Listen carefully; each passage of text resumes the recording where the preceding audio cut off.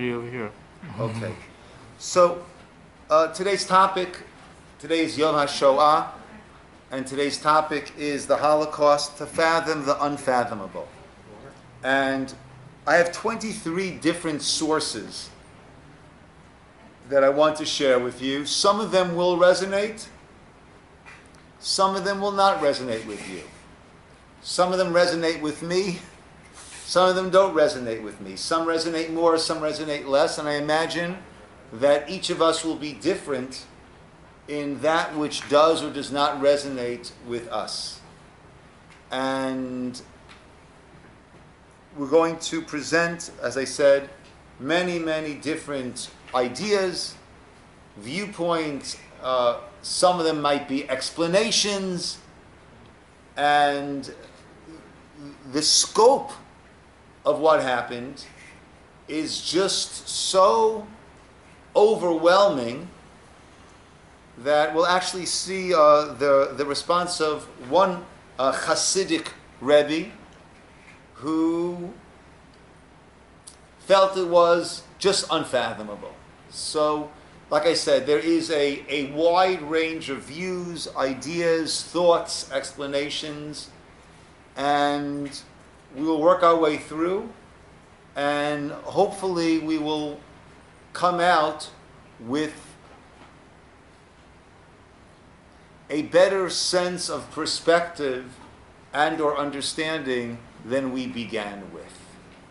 I don't think anyone does walk away from this topic with full understanding and being fully comfortable with certainly with what happened, or with any with the explanations that are given along with it. The first on our list, which is not even number one, which is before number one, is from Rav Shalom Noach Berezovsky, better known as the Slonim Rebbe. And he wrote this soon after. And he writes, "Each one of us weeps inwardly, and we are gathered here to give expression to this pain and to give voice through the joining of hearts to the terrible common sorrow. Yet concerning this it is written, the wise will be silent at that time." So I guess I'm not wise, because I was debating, should I broach this topic? Should I not broach this topic? And the wise will be silent. But this is something that is on our minds, that should be on our minds, and therefore it needs to be broached, even though we will see that some of the sources will explain that the best approach is silence, and explain what that silence actually means. For the tears have not yet been created, nor the expression come into being that would be appropriate to the great catastrophe, the horror of the tragedy, that is the slaughter of the greater part of the nation, the best of the people's forces, the extraordinary Torah scholars, tzaddikim of Israel, the yeshivot, their students. In such a situation, the only appropriate response is that of Eov's friends. Eov, we know, went through tremendous suffering. And what was the response of his friends? They sat with him for 7 days and 7 nights, and no one said a word, for the pain was great. And we'll soon see sources that when we go to comfort a mourner, our appropriate response is silence, because there are no real words that can be given. And in Yechezkel, the prophet Ezekiel, when God tells the prophet, "Behold, I shall take the delight of your eyes," and that they should not mourn, Rashi explains, because there are no comforters, since everyone is mourning. All of this has come to pass for us. We should not mourn because there is no mourning that is appropriate and fitting for such a terrible destruction. Actually, the Belsen Rebbe of blessed memory, he knew the date of his son's death, but he did not observe the yortzeit. And my understanding is that he said, how can I observe an individual personal yahrzeit, when on every single day thousands and thousands were being murdered. His son ran into the shul that was being burnt down to try to, I believe, to try to save the Sefer Torah, or thinking that his father might have been trapped inside, and he himself was trapped inside and was burned to death. And the Rebbe knew the date of the yahrzeit, but felt he could not observe a personal yahrzeit when there was such this national mourning that was going on. So every thinking person, every sensitive, believing person wonders, where was God? How could he make this happen?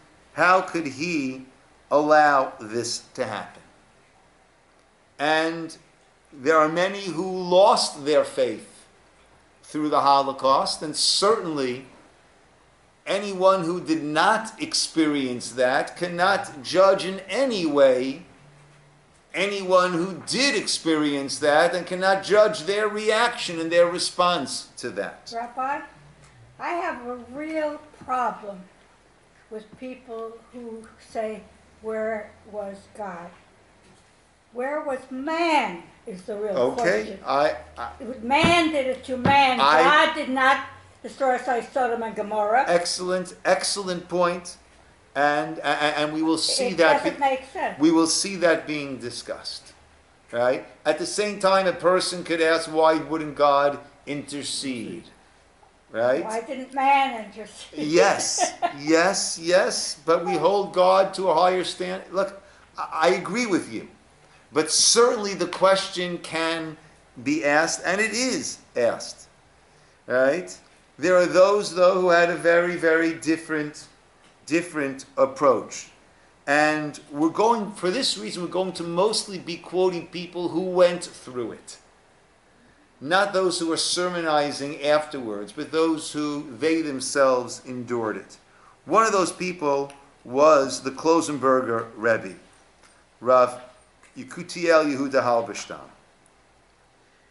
And for him, it didn't shake his belief, it strengthened his belief. And he writes, I can testify to this from my own experience. When we reached the extermination camps, we stood there naked and with nothing, without clothing, without coverings for our heads, and with the wicked ones beating incessantly with the batons in their hands. The situation was terrible. I turned to those around me and I shouted, fellow Jews, know that the Holy God is waiting for us there inside the camp. But let us not forget that God is with us. Throughout the entire year, I worked on this, strengthening myself and not forgetting that God was with us and that the entire world is filled with His glory, even in Auschwitz and Dachau, and that no place is devoid of Him.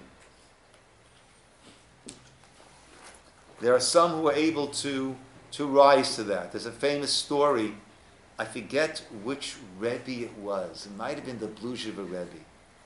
That before the time of the camps, they gathered all the Jewish notables and leaders and rabbis, and they had them scrub the streets with toothbrushes to just humiliate them. And some of the more secular leaders saw that the Rebbe was smiling. And they said to him under their breath, Rebbe, how can you be smiling at such a time? And he said, they think that I'm cleaning their streets. But I'm cleaning Hashem's world. There are some people who are able to have that focus, as the Klosenberger Rebbe here, in the most overwhelming of times.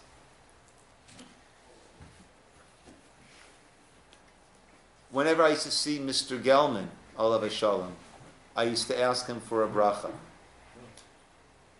And at first he wasn't comfortable giving me a bracha. But then once he heard this source number 2, he would give me a bracha, and I would ask him for a bracha. In this connection, it is said of Rav Avram Yeshua Karelis, the Chazon Ish, that he used to stand up in respect for Holocaust survivors. Likewise, when the Satmar Rebbe was preparing to move from Israel to America, he was asked, Rebbe, to whom will we go for blessings?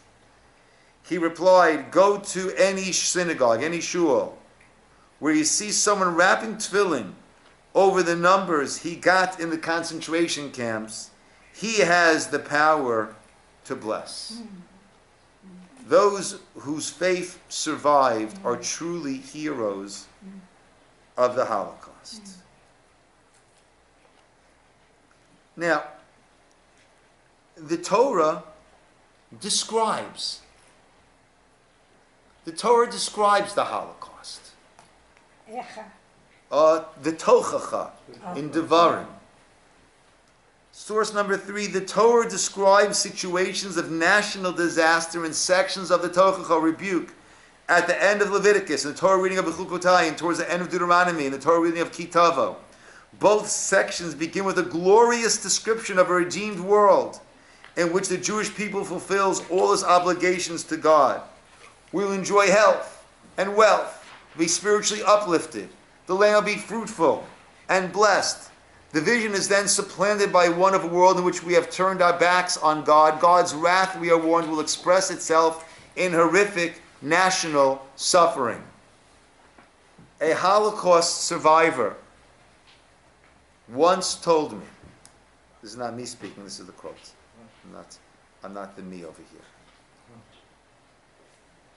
That when they read these sections of rebuke during the Holocaust, when they read these sections during the Holocaust, they would nod to each other in recognition that they were experiencing each of the afflictions foretold.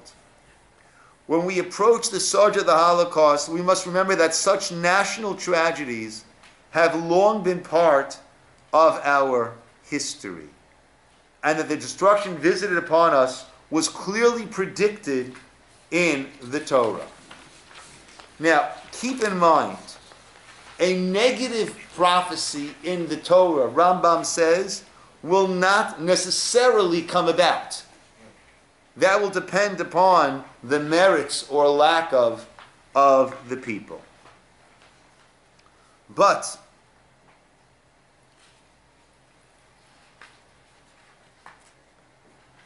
well, let me read, just go to from Rav Volbe Zatzal.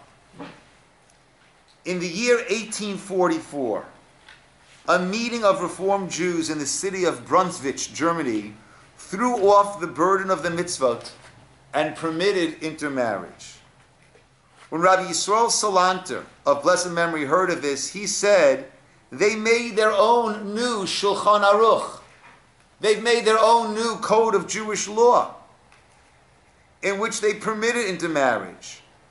The time will come, and the Gentiles, the Goyim, will make their Shulchan Aruch, their code of Jewish law, and they will forbid marriages with Jews. Oy vavoy to us Jews from their Shulchan Aruch.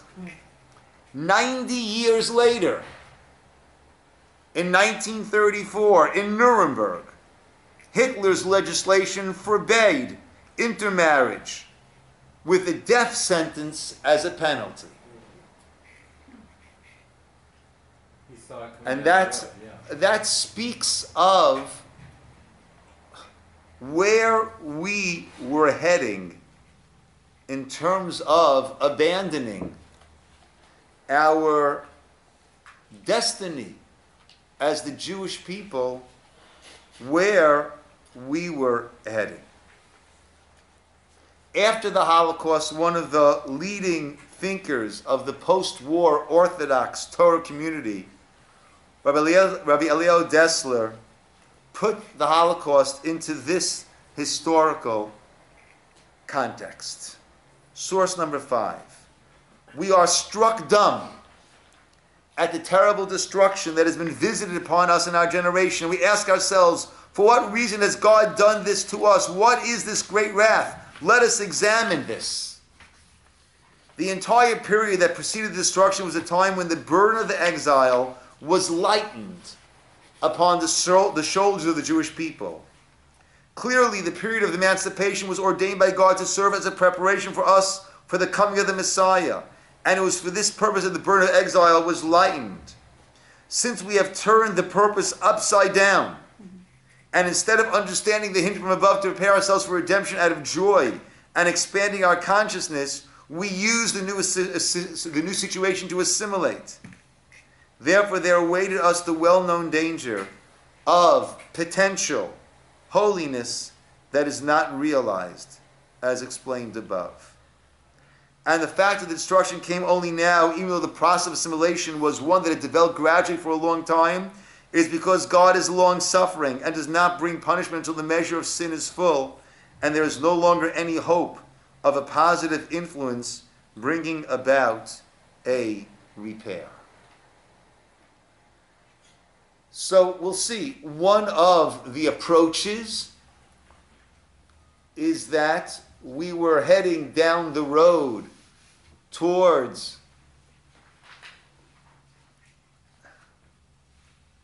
non-existence, towards just melting away. And the Jewish people, we cannot. That cannot happen. Source number 6, Rav Yitzchak Kerzner, making sense of suffering. The Holocaust was the culmination of a long period where God suspended his judgment. He permitted a world from which he had been excluded, as it were. And to taste the fruits of the Enlightenment's confidence in unfettered human reason, Jews embraced secular liberalism as a ticket out of the ghetto. The truth is that the situation in Germany was only the most extreme example of a problem that had crept into Jewish life everywhere. A survivor from Warsaw once told me that the decline in religious observance between the two world wars was so precipitous that we seemed destined for a national tragedy. God's response was to show the world, and the Jewish people in particular, that the culture viewed as the epitome of sophisticated humanism could turn into a ravenous beast. And that comes back a little bit to what Ida was saying. Yafa Eliach of blessed memory, the author of the book Hasidic Tales of the Holocaust, she writes how she was part of the Carter Commission of Holocaust inquiry or study, whatever it was. And she was in Krakow in the Ramaz synagogue. And one of the people there, part of that committee, got up to take God to a din Torah for what he allowed to happen or for what he did. And he asked her if she'd like to speak. And she writes there, she just declined. But she writes there, she's not taking God to a din Torah. She's taking all the universities and all the professors and all the humanism and all the advancement in human morals. And it showed the absolute bankruptcy of that which we as a nation were flocking to, this secular humanism, liberalism. And if that's what you've got, look where that could lead to. And it's so telling that the Holocaust was perpetrated by Germany. The Germans were Enlightened. the most enlightened, the most cultured, the most sophisticated, into the arts, into the culture, the operas, poetry, the most sophisticated that the world had to offer, that which so many of us, of our people, were viewing as the epitome. That's the greatest. That's the height of morality. And look at the ravenous beast that turned into. However, so important is number 7. The observant did not focus only on the sins of those multitudes leaving the Torah. As the entire Jewish tradition teaches, we must always begin with examining ourselves and not point a finger outwards. Even if the most obvious sins were those of the Torah abandoners, the Jewish people are an entity whose actions are bound together on many levels. Rav Yisrael Salanter is quoted in an earlier generation. If a yeshiva bacher, yeshiva student, lifts his head from his Gemara in Vilna, a Jew intermarries in Paris. Whereas the greatest responsibility, hi Colin, is an extra one for people who've just come, any extra copies? There's extras here. Yeah. So the greatest responsibility is on those who know the most. And like we said, it was a very, very sorry state that we were in, and we were on a path towards possible oblivion, but we don't say that it was they that did it. We are all connected. It is they that are responsible. We as a people, we are all responsible for one another. Even with the above explanation, when it comes to something that is so beyond, we learn. The Torah teaches us, the Talmud teaches us. We saw from the quote we had before from the book of Eov of Job that the proper response is silence. The Gemara in Moed Katan, source number 8, Rav Yochanan said, Amar Yochanan, Ein menachem rishonim lomar davar ad sheyiftach avel. The comforters are not allowed to speak until the mourner begins to speak. Shenemar acharei came patach Eov et pio. All of them came to comfort Eov, then he spoke. V'hadar, and only then vaya'an Eliphaz HaTeimani. Only then did those who had come to him respond. And this actually is codified as law in the Shulchan Aruch. The Gemara elsewhere we have also from Brachot, Amrav Papa Igra de Beitamya Shtikuta. The reward for visiting someone in mourning is according to keeping silent during the visit. Right? Those who have been mourners know that the mourner is in a completely different space. And trying to sort out, make heads or tails of what happened and how they do move forward. Unasked for words will often sound hollow and insensitive. Similarly over here, certainly, those who did not experience the Holocaust must always remember this lesson. But again, we are choosing mostly words from those who did experience it. And I didn't mention, this is from the Morashah syllabus, not the Morashah that was here in Orange County, but Morashah syllabus has a syllabus on many different topics, and that's what I'm using for the source sheet. I've added a few things, other things, but mostly that for this source sheet. I'm sorry? Carry on. About this idea of silence and how we are meant to approach it. So the example that we have is in this week's Parsha, Parsha Shmini, which deals with the death of the two sons of Aaron, Nadav and Avihu, and Aaron's response. Number 10, Aaron's silence in response to the death of his sons was very different than the silence the rabbis praise when they speak of the greatness of one who keeps quiet during an argument. The latter, in an argument, is one who restrains himself despite having the words to respond. So I can answer. But I understand in an argument, my answer is just going to exacerbate, throw oil onto the fire. So I have a response, but I don't give the response. That's one type of silence. But this is a very different silence. Aaron's silence was an acknowledgement that some things come from a realm far beyond a man's ability to grasp in words. Like Avram at the Akedah, the binding of Isaac, Aaron had entered a space which the intellect cannot reach.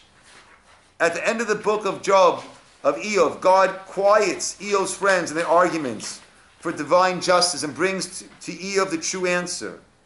In God's world, there are things beyond man's grasp. And this is something that I say often. I don't want to worship a God who is as smart as I am. If I can understand everything that God's doing, that's not going to be all that impressive. And the same way that we understand, those of us who are parents, have been parents, that there are certain things that a 5, 6, 7, 10, 11, 12, 14-year-old is not going to fully understand in that which I'm doing. Certainly a 2, 3-year-old that we force them to take some medication against their protests. Certainly a God-believing person who's believing in a God that created this world understands that the difference between our understanding and that of a 5-year-old is nothing compared to the difference between our understanding and that of a creator.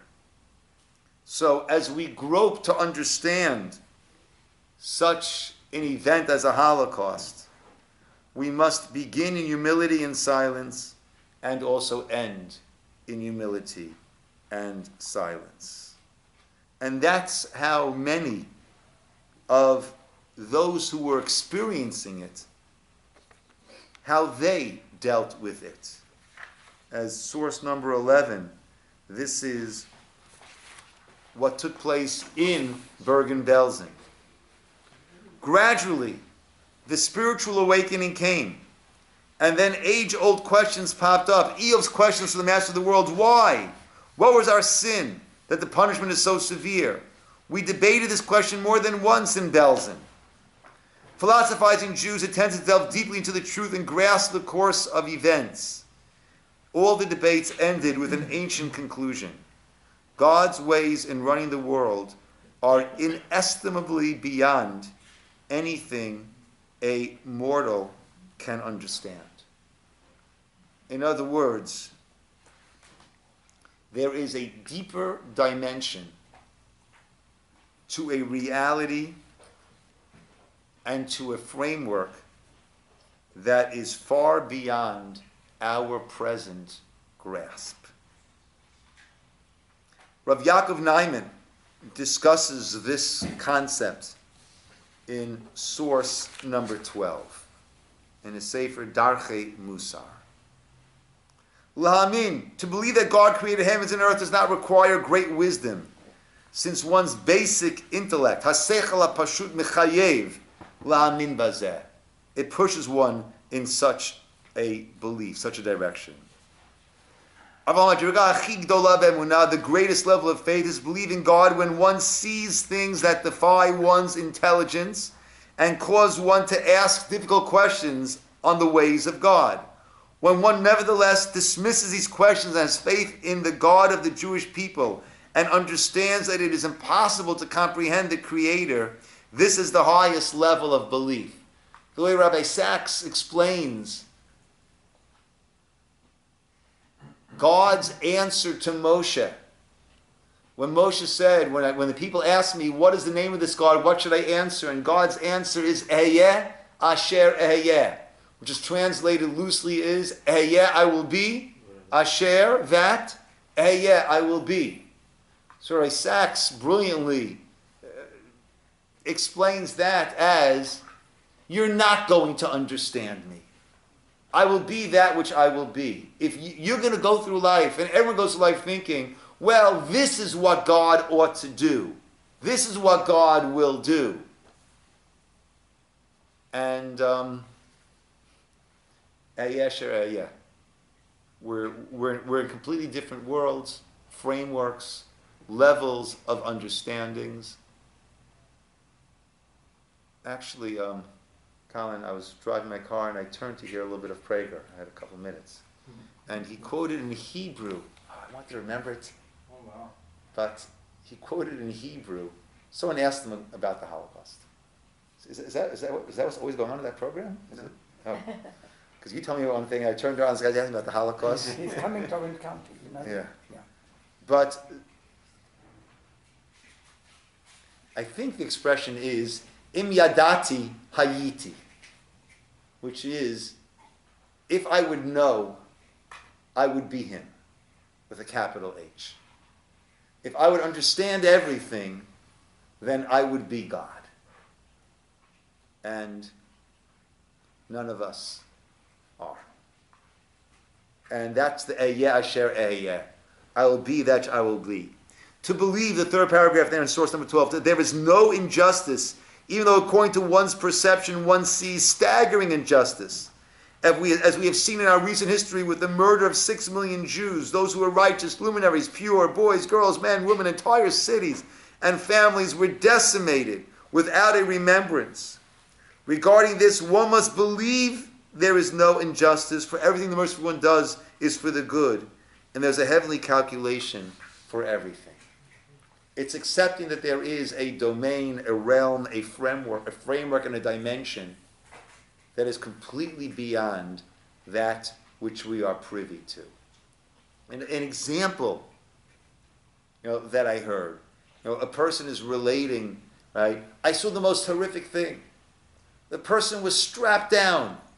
Another man came over him with a knife, cut him open, started taking out parts of his body. Horrific, sadistic, murderous, or life-saving surgery. It all depends what's happening. It all depends on the understanding of what's happening. Similarly, number 13, again, Rav Yitzchak Kerzner.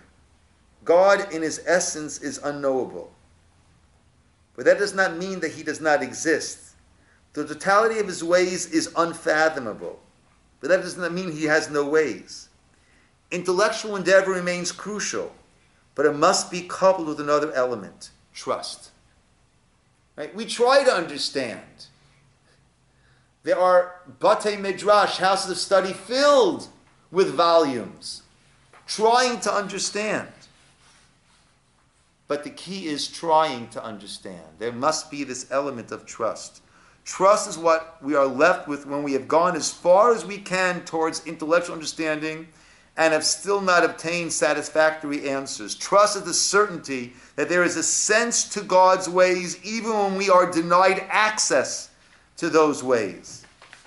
God could have created us with the intellectual capacity to understand every mitzvah, including the chukim. The chukim are those mitzvahs that we don't understand. The mixing of wool and linen in a garment, that prohibition, and many other such things. So he could have given us understanding of all 613, or he could have limited the Torah to only those mitzvot that we are capable of comprehending. Keep the mishpatim, the judgments. Don't murder. Don't steal. Keep those that make sense to us. The ediot, that which is testimony. Shabbat, testimony to creation. Pesach, testimony to the Exodus. Keep those that make sense, that resonate. And not the other ones. Or give us all, but explain all. He did neither. He gave us the chukim to introduce the element of trust into our relationship with him. We do not understand them. We observe them because we trust him. Right? Sometimes a parent, right, or a spouse or a dear friend will say, I can't explain, but I need you to do this now. It doesn't make sense to us, if we trust that person, we go ahead and we do it. Now, we quoted before the tochacha, right? The rebuke, the harsh rebuke that we find in the Torah, in Baalotcha, in Kitavo. And we mentioned one of the sources how those who were in the camp said, the nod of heads, yes. They were able to identify that from beginning to end. I'm sorry. I skipped something myself. I'm trying to keep pace with where we are on all fronts.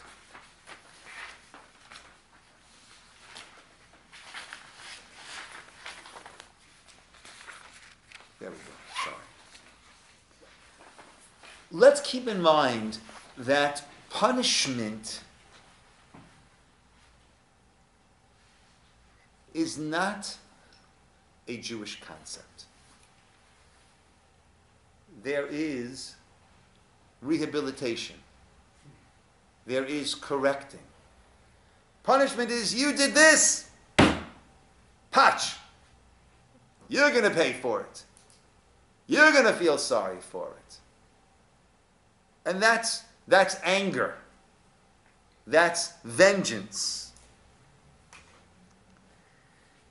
That's not a Jewish concept. It is meant to wipe away the spiritual results of our failings. And that's the case for all sufferings, whether it's individual or whether it is national. Let's look again at that tochacha. Source number 14 we're up to, right? Yeah. Again, from that tochacha that we mentioned before in Leviticus. Source number 14. Sorry if I got a little confused with the numbers. There is a strange verse at the end of the tochacha in Leviticus. But despite all the punishment which I am foretelling, while they will be in the land of the enemies, I will not have been revolted by them, nor will I have rejected them to obliterate them, to annul my covenant with them, for I am the Lord their God. Coming as it does on the heels of an extended prophecy of woe, this verse is puzzling. After all the divine wrath and devastating punishments, how can God say he will not destroy us? The Or Sameach, Rav Meir Simcha Cohen Devinsk, one of the great scholars of the last 150 years, points out in his famous commentary, Meshech Chachma, there's a vast difference between suffering, pain, and death that results in complete annihilation and destruction that leaves behind something to survive and grow. That latter type of destruction is designed to produce a remnant that has been purified and strengthened. God never promised he would not bring any destruction on the Jewish people. He promised he will never wipe us out or allow us, we'll come to Ida's point soon, to be wiped out entirely. Whatever destruction we suffer is not to obliterate us, but to burn away a decaying shell and reveal a healthy inner body. Now, I said before, by those who missed my preface, there are lots of thoughts that are being tossed around over here. Some will resonate more, some will resonate less with each of us as individuals. Personally, I gain chizuk. It helps me personally when I hear about when I hear about great Torah scholars, leaders, tzaddikim, who struggled. When I read the explanation that when Moshe asked Hashem, Hodi'eni na esterachecha, the sage explained Moshe was asking God, why do the righteous suffer? Why do the wicked prosper? When I hear that Moshe was troubled by that, Moshe was a God-believing person, we would all agree on that. That Moshe was troubled by that, it makes me feel a little better when I have my personal struggles. Oh, I'm sorry, I jumped the gun to something else that will coming up soon. Okay, we'll come to that soon, I'm sorry. Well, actually, let's jump up if we can for a moment.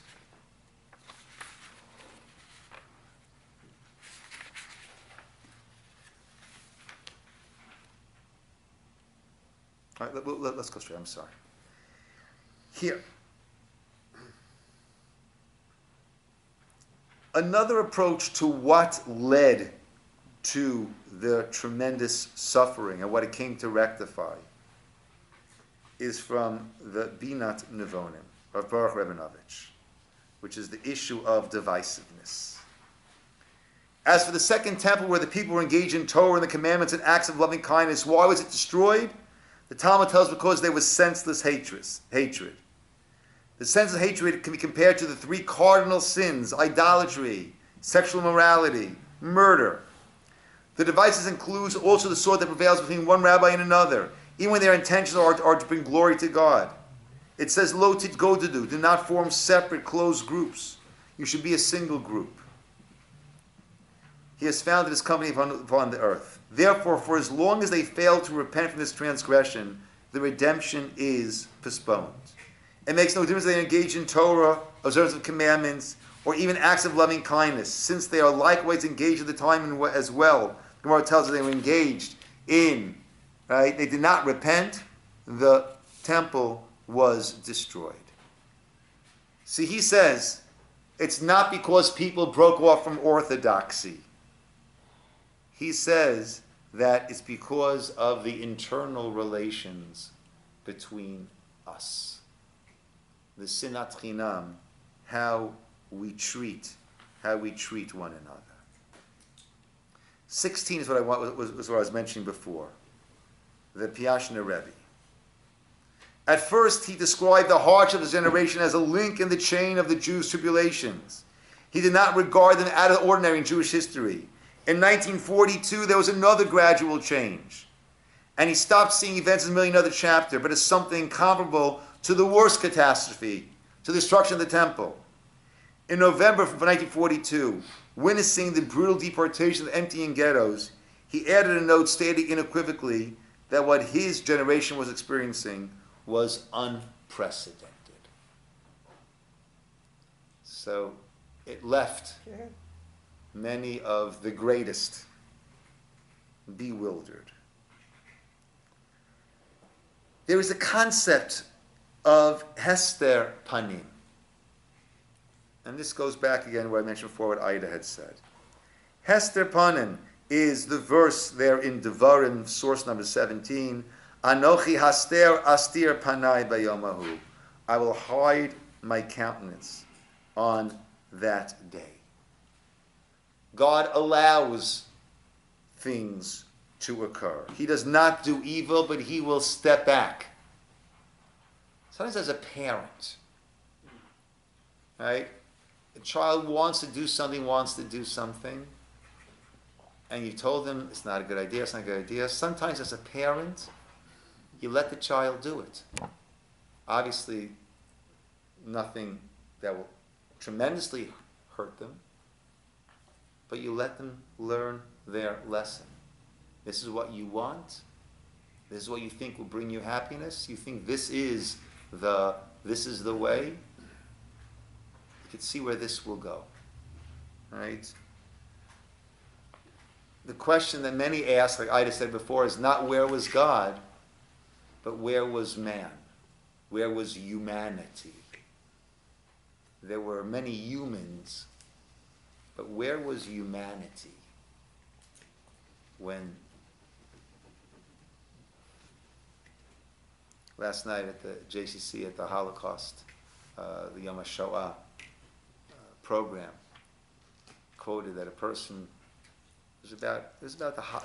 they showed a documentary, Violins of Hope, like violins that were used there in the camps as part of the deception. People got off the trains, they heard beautiful violins playing. The Jewish orchestra was playing, and they were lulled into a sense of, oh, there is a normal life over here. And to those tunes, they were led to the gas chambers. And one of the people who came, who was a musician, who was pulled aside, so he asked the Gestapo, when will we be reunited with our family? And he said, in about 2 hours, pointing to the ashes that were coming down.